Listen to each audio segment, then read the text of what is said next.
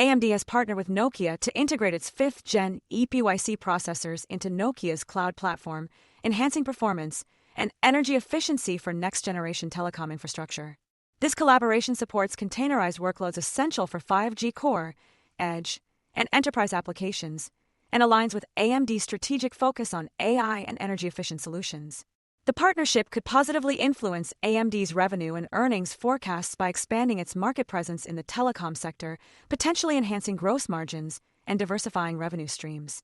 AMD's EPYC 9005 series processors will deliver high performance per watt, a critical factor in modern telecom networks that require both computing power and energy efficiency.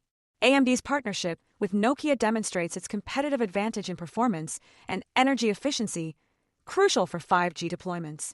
This significant design win strengthens AMD's position in the telecom infrastructure market, potentially capturing value across the entire telecom stack as 5G infrastructure continues its global rollout superscript 3.